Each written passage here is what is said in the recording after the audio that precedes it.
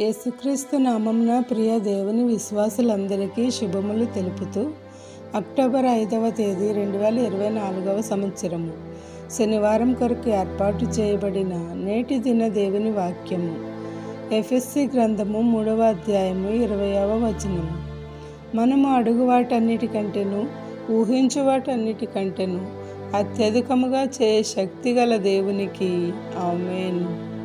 ఈ వాగ్దానం నిలుపుకోవాలన్నా నెరవేర్చుకోవాలన్నా మనం చేసే ప్రార్థనలపైన ఆధారపడి ఉంటుందని ఈ వాక్యం తెలియజేస్తుంది.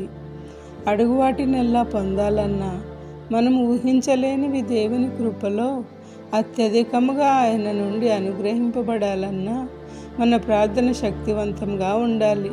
దినమునకు 3 ప్రార్థన చేసి దానియేలు గొప్ప ప్రవక్త కాలేదా? ఆయన ప్రార్థన సింహాల నోళ్లు ముయించలేదా? ఎన్నో అద్భుతాలను తన రాజ్యంలో చేయలేదా? కీర్తనీయుడైన దావీదు దినమునకు 7 మార్లు ప్రార్థన చేసి మహారాజుగా ఆధిక్యత పొందలేదా?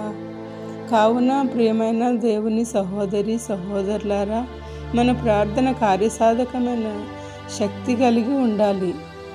దేవునికి సమీపంగా ఉండి ప్రార్థించాలి. ఏకాంత ప్రార్థనకు సమయంను ఏర్పాటు చేసుకోవాలి. మనలో కార్యసాధకమైన తన శక్తి చొప్పున మనము అడుగు వాటన్నిటికంటేను ఊహించు వాటన్నిటికంటేను అత్యధికముగా చేయ శక్తి గల దేవునికి క్రీస్తు యేసు మూలంగా సంఘములో తరతరములు సదాకాలము మహిమ కలుగును గాక. ఆమేన్. ఇట్లు దేవుని సువార్త పరిచర్యలో మీ సహోదరి. God bless you. అందరికీ మరణాత.